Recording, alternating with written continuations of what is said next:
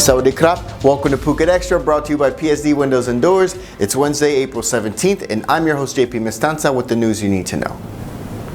A police complaint filed by the Royal Thai Navy against an American man and his Thai wife who set up a floating living platform 12 nautical miles off the coast of Phuket, a practice also known as seasteading. It's now driven the couple into hiding as they say they're fearful for what could happen next. The Navy's 3rd Area Command lodged a complaint at Widget Police Station last Friday, accusing Chad Andrew Elwartowski and his Thai wife Suprani of threatening national security, breaching a section of the criminal code that forbids anyone of setting up an independent state or takes part of the country to make it fall under the sovereignty of a foreign state, the punishment for which is death or life in prison. The Navy's gripe is the Seastead, which is a shelter set up at sea. It's 12 nautical miles off the coast of Phuket, which according to the UN Conventions of the Law of the Sea is set up outside the Thai maritime territory. But the couple told the Phuket News that they were simply staying there as volunteers to document their experience for a project that actually built the thing, the Ocean Builders. The couple went on to tell the Phuket News that they did not design, construct, or pay to have the seastead constructed, only to promote and live on it as, quote, enthusiastic supporters of the Ocean Builders project, a link for which is in the description to learn more.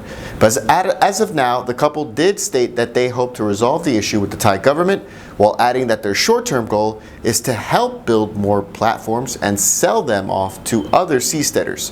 For more, visit thephuketnews.com. 9 4-story units gutted, about 60 million baht in damages, but luckily no casualties in last Friday's fire on Patong Beach Road amid the start of Songkran celebrations. The fire broke out just after 8 p.m. at a shop on the beachfront road, just a stone's throw from the Banana Walk Shopping Center and Bangla Road, with the blaze spreading quickly because of the amount of leather souvenirs housed on the 2nd floor of the building, as 6 teams of firefighters fought flames from multiple sides to contain the blaze. Shops, restaurants, and small hotels were all affected as tourists were evacuated from the blaze, and some were treated for smoke inhalation at the scene. The investigation is still ongoing, but at this point, fire officials believe the blaze was caused by a blown-out electrical transformer, showering the souvenir shop with sparks and setting the building on fire. For more, visit thephuketnews.com. Charges are being brought against the operator of a zipline attraction in Chiang Mai after a 25-year-old Canadian tourist fell 100 meters to his death on the creek below. On Saturday morning in Chiang Mai's My Own district, the operator let 25-year-old Spencer Charles on the ride. Charles reportedly weighed about 125 kilos, and the weight requirement on the Flight of the Gibbons website states that patrons cannot ride if they exceed 125 kilos.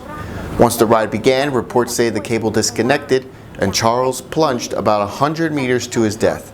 The operator has already accepted full responsibility over the incident, according to police. It's not the first time the serious injuries occurred at the Flight of the Gibbons Co. in Chiang Mai, as back in 2016, 3 Israeli tourists were injured in a fall. Phuket Extra will be right back after this. Phuket Bike Week 2019, Asia's biggest motorcycle event, will take place April 12th to the 14th in Patong Beach and April 19th to the 20th at the Phuket Boat Lagoon.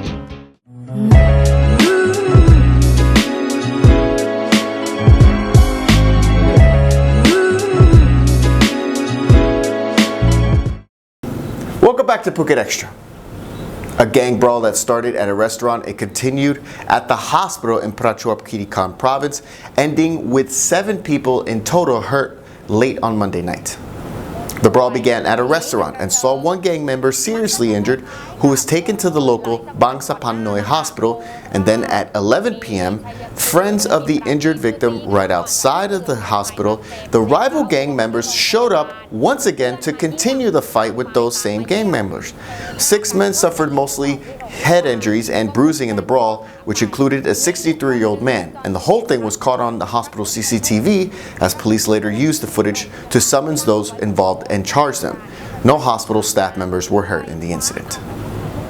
The Thai New Year is bringing a new lease on life for this dog who was stranded and rescued from the pounding waves, clutching an oil pipe on Friday about 220 kilometers from land, and he's now in the care of animal rescuers. The dog, named Boon Rod, or Survivor in Thai, he was initially spotted by a worker on the Chevron Thailand Exploration and Production oil drilling team paddling in the waters 220 kilometers away from land, and then saw it clutch a pipe in the water off the oil platform. 4 team members then tied a rope around its neck and pulled him up to safety while wind waves were pounding. Over the weekend, the workers helped nurse the shivering dog back to health until they arrived back at the shore in Songkran province, 220 kilometers away, with workers saying they believe the dog fell from a fishing trawler. Bundrog has been taken to a local animal clinic, and if nobody claims ownership, one of the rescuers says he will take Bundrog back home to Songkran province. And that's it for Phuket Extra, brought to you by PSD Windows and Doors. For safe, secure, and soundproof windows, visit pvcphuket.com. If you're watching us on YouTube, click that subscribe button to check out all of our future videos. And if you're watching us on Facebook, give us a like on the Phuket News page. From all of us here at the Phuket News Center, thank you for watching. And until tomorrow, stay classy, Phuket.